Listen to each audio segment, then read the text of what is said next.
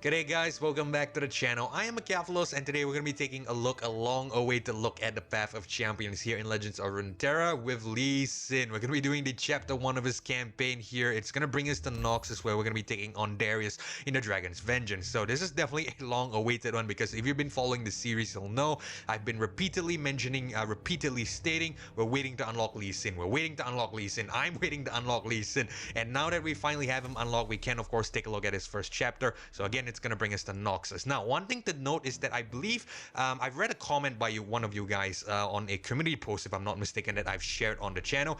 I can't remember exactly, but I will put it on the screen. You know, I put a screenshot of it on the video just to show you guys what I mean. This guy actually mentioned that the Lee Sin campaign is actually kind of tough. Frankly, I'm not really sure because I haven't personally played, that many Lee Sin games yet. In fact, I only got him unlocked like yesterday, so I've only played I think 2 or 3 campaigns. So the first one being, of course, in Nexus where we took on Darius. I took on Darius at least, and I got a C badge as well as a 13 health and 17 minutes and 34-second completion run. So it was kind of easy. I will admit though, his second chapter against Fizz and Bilgewater is kind of tough, is kind of challenging because I have not beat him yet, and essentially the second node or the third node itself is really well, a little bit challenging if you don't get the right power. So there could be some merit to those words, I'm not going to deny it, but I'm obviously not qualified to give an opinion because first of all, I haven't played enough games, and secondly, if I have played enough games, I'm not a professional player, nor am I a good player, so I'm definitely not qualified to give an opinion. Anyway, let's come back to the city of Nexus, my favorite region, of course, where we're going to be taking on Darius and Dragon's Vengeance. Actually, before we do that, we have to go through what items I'm running on Lee Sin. Really simple lineup today, only one item so far. The Gains's Rageblade attack grant me +1/+1.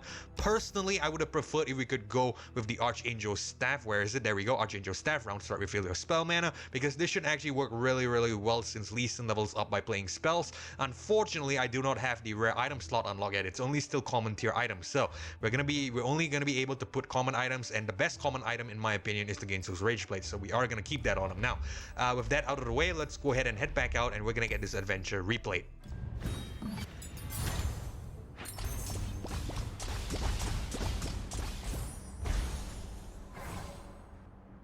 Okay, nice. So as usual, we'll take a look at the final boss. Of course, it's Darius, and here he is in the final, sorry, not the final, but the Immortal Bastion. You could consider it a final boss location as well. But yeah, let's head back and pick up a first power in this first node. Oh, very nice from the get-go. Your spells cost 1 less could actually work really well here, so I am gonna pick this up. Alright, so let's see what's our first enemy, Retired Reckoner. So, this is Nexus. The land feels cold, indifferent. These people have no connection to their home. They have nothing to fight for. But I do. Dragon, lend me your spirit. Okay, Retired Reckoner, you land on these Noxian shores, body and soul ready to fight for your people, not fight your people. That would sound really weird.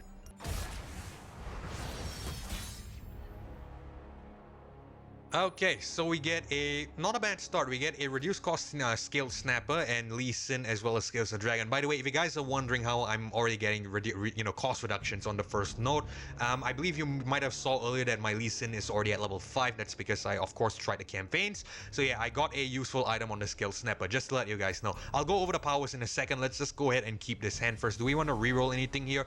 Concussive Palm, Scales of the Dragon? No, we're not going to reroll anything. I'll go over the powers after this. Every time I hang on my gloves, I get pulled back in. Okay, so the powers that I have, because I already am at a star power 2 with Lee Sin, that's because I actually have a lot of wild fragments, courtesy of many, extra fragments from the other champions that I have. So I have a lot of stuff that we could, I had a lot of fragments that enabled me to upgrade them really quickly from the get-go. So extend your senses, +1 starting mana around Star Cradle Fleeting Twin Disciples, and then Dragon Spirit when you play your second spell in the round. Give your strongest ally +4/+4 this round, so that's definitely very useful. Anyway, let's bring on the Scaled Snapper here. We're gonna give it a 5/2. Let's attack.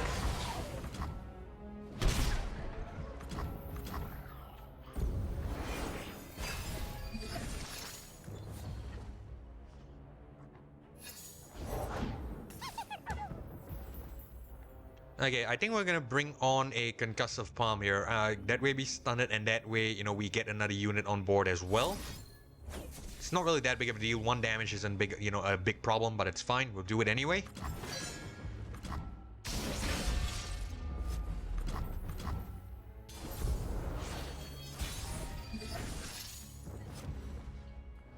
Okay, let's attack. And I think we should win here. I'm just gonna commit it first because we can of course play Twin Disciples on the tail of the dragon if it chooses to block the Skill Snapper instead. And as predicted it does, so let's go with the Twin Disciples +2 on the Concussive Bomb.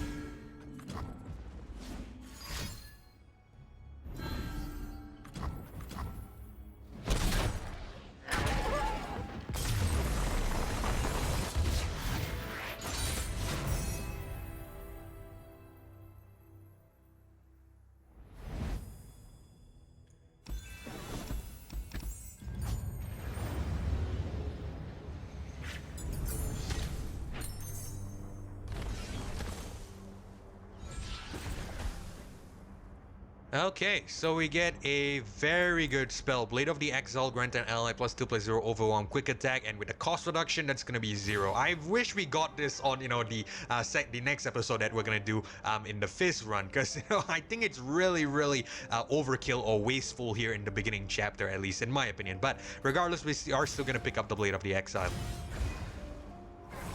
Okay, let's see what support champion we get. We got Rumble, Yumi, and Nami. Okay, so this is actually really good because Attune will give us spell mana, and I think we're gonna pick this up. This looks like a very good, you know, a very good hand here, a very good set here, and I really wish we got this in the Bilgewater campaign, the chapter 2, of course. But regardless, we're not gonna complain too much. Let's just go ahead and carry on with this campaign, the first chapter, of course. So item chest or goal, I think we're gonna head up to the item chest. That means we're gonna take on the Trifarian Shieldbreaker. As you delve deeper into these cold lands, you meet a small group of armored soldiers. You hear them move into your path, you hear them raise their axes. Sounds very daunting. Victory through cruelty, the foe's 5+ power units have fearsome. Okay, so not a bad start. I think we will reroll 1 tidal wave. Actually, we can reroll both of them. It shouldn't be that big of a deal. I would rather have the units on board, and I think it should be okay.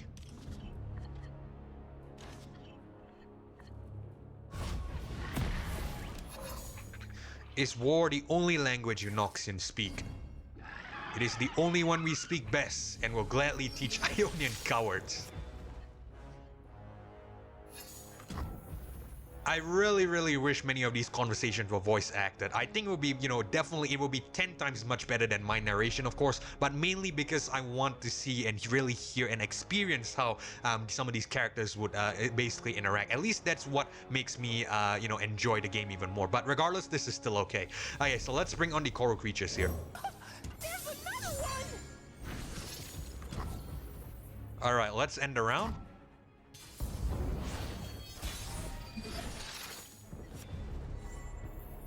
Let's play Inspiring Mentor on the Shadow Assassin first. You'll thank me later. Wow, no units summoned. So I think what we can do is we can actually get the 4 buff here. Sorry, not the 4 buff, but the +4/+4 buff, I should say. So I think we'll give Elusive to... It's probably going to be a waste, but it's fine. I think we'll give Elusive to the Coral Creature. And we'll also give Twin Disciples to the Inspiring Mentor. There we go. Nice.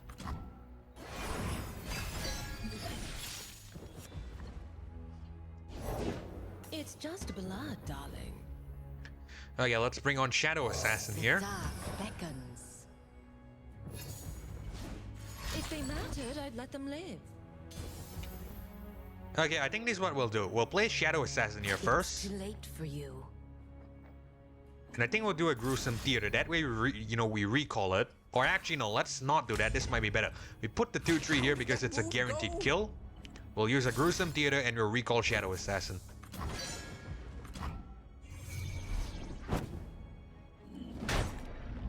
Mother!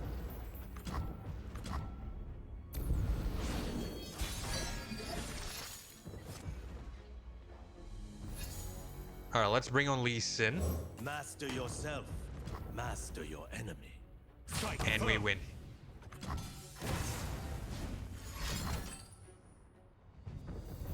Okay, doesn't matter. Let's put on a Twin Disciples. +2/+0. Give it to Lee Sin. Anyone shouldn't matter as long as it attacks.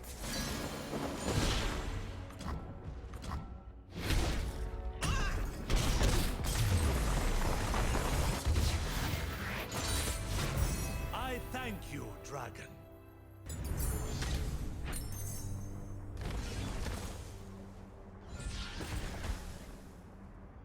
Alright, so we get an upgrade to the Sonic Wave, the Empyrean, as well as a line 'em up. I think we're just gonna go ahead and grab an upgrade to the Sonic Wave because it's a spell. We are gonna be able to play a lot of spells, and a random 1-cost Poro is definitely nice. Alright, so let's head to the item chest here. We get upgrade to Shadow Assassin, Tidal Wave, and another -1 cost on the Sonic Wave. This could actually be a 0-cost Sonic Wave. The Resonating Strike +2/+0, that's going to get another cost reduction. This could actually be really, really good, so I think we're going to get another upgrade on it. Alright, so looks like we can either head to the Trifarian, Glory Seeker, or the City Breaker. Let's see what we do here. The Rekindler, as well as a Spells chest. I think we're going to head down to the Spells chest because Spells seems to be our gimmick here. So let's take on the City Breaker. The sound of groaning wood is no stranger to you. You remember those weapons of war launching madness upon your shores. They must be destroyed. Siege encounter, game start, the foe summons a City Breaker. Okay, so looks like we get a not a bad start, a decent start to be fair. Skill Snapper on turn 1, Scales of the Dragon, and then I think we can play with some spells, of course. So yeah, we're gonna keep this.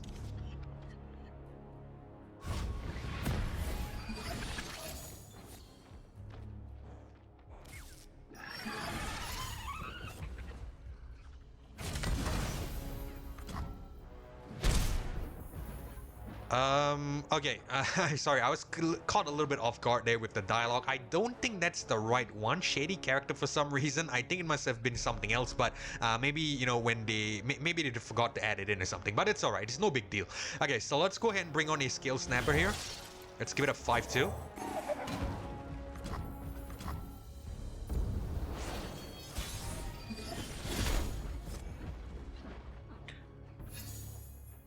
Alright, I think what I'm gonna do is I'm gonna put on a Coral creature, so that could be good. Because we'll get the cost reduction from the Sonic, we can bring on the cost reduced Sonic Wave, I should say. And I believe we have the Spell Singer that will give us a cost reduction and a Resonating Strike as well, so that could be good. So yeah, I think we'll bring on Coral creatures here. I have a plan. Alright, so we'll play Sonic Wave, we'll give Challenger to the 5/2. No, actually, that was probably the wrong decision.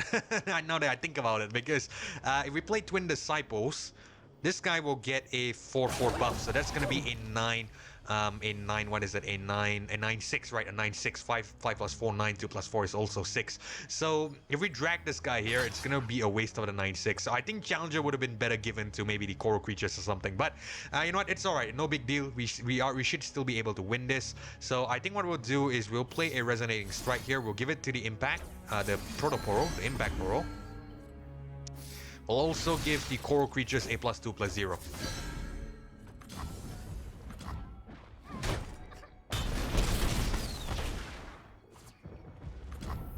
It's alright, it's alright. It's no big deal.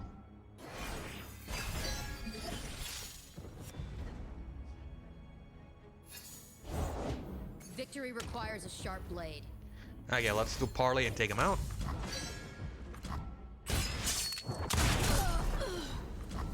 And we win next turn.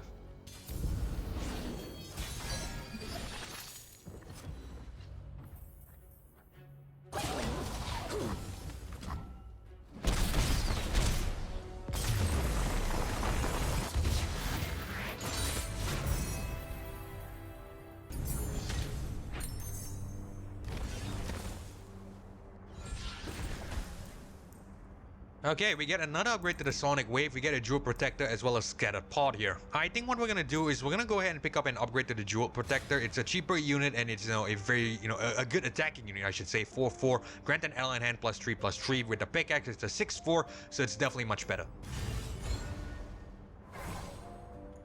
Okay, let's go to the spells chest. We get Chum the Water, Shunpo, and Static Shock. I think we'll pick up the Static Shock, deal 1 to an enemy or the enemy Nexus and 1 to another. Draw 1 is nice. We also get a Draw Champion, which could be cool. Kinda useful too. Okay, let's head to the shop node.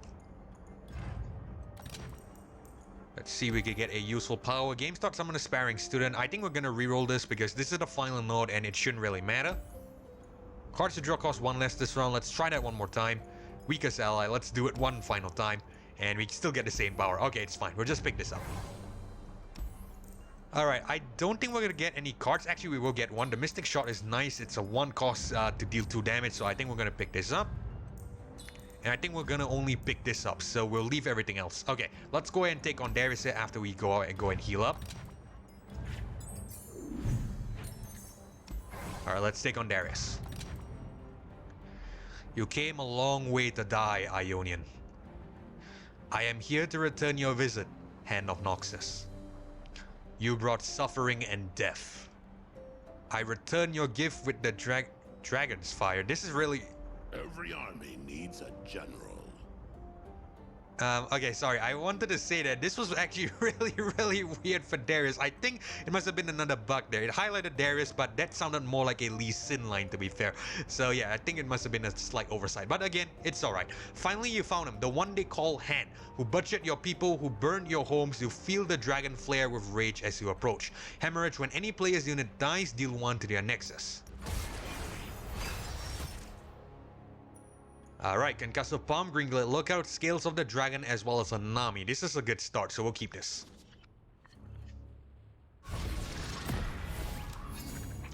Finally, a chance to kill you myself. Okay, let's bring on Lookout here. What do these yordle eyes see?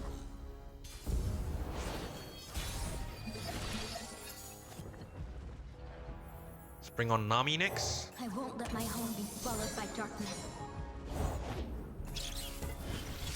Alright, no big deal. Search forth. We'll do this and we'll drag the 2-3 here. Actually, no, let's do this. Can give Challenger to the Gringlet Lookout. Ride the surging tides. We get a bonus Poro as well, which is nice. I would prefer if we could give Challenger to the Poro, but that was impossible because the Poro only summons after. So it's okay. I think what we'll do here is we'll do a +2 to Nami. Let the tide carry you. We'll do a +2 to the Destined Poro as well. Alright, let's see what it blocks. It's probably gonna block Nami and the Gringlet Lookout, I think. Okay, blocks Nami, it's fine. They're here. Sound the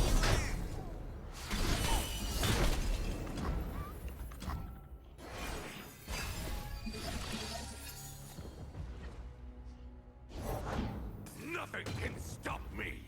I forgot to read Darius's power, so I think I will do it right now. Hemorrhage, when any player's unit dies, deal 1 to their Nexus. So that's why it's really powerful here. Because essentially you just kill them and it's gonna kill. You kill whatever units it summons and it's just gonna take out the Nexus in the process, which is definitely nice.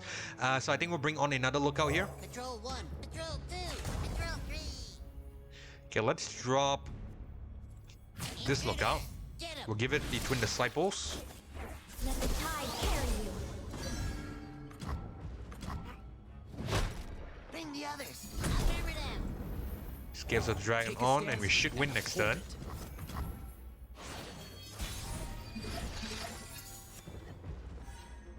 I've been waiting for this. Now the reinforcements. I'm proud to call myself Tidecaller.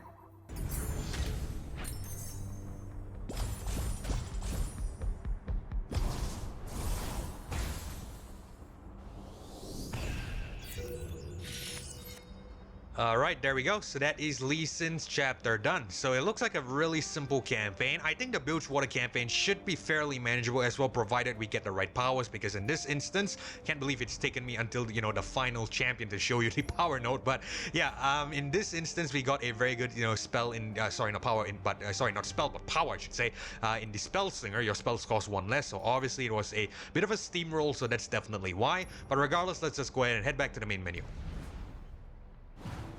Alright, so that is it. We are done with the campaign. So automatically it brings us to the, what is it, the 5th chapter. But obviously we don't have enough time for that, so we'll leave that for the next episode, of course. But again, that is Lee Sin's chapter 1 done. So that is about it for now. We are going to end the video here. So hopefully you guys enjoyed this episode of the Path of Champions here with Lee Sin. And if you did, consider leaving a like as well as subscribing to the channel. I really do appreciate the support, but most importantly, it's so that you don't miss future episodes or uploads of single player playthroughs of content just like this one. And with that being said, this is Keflo signing off. Thank you so much for watching. Thanks for joining me as well. Hopefully I'll catch you all in the next one. Goodbye.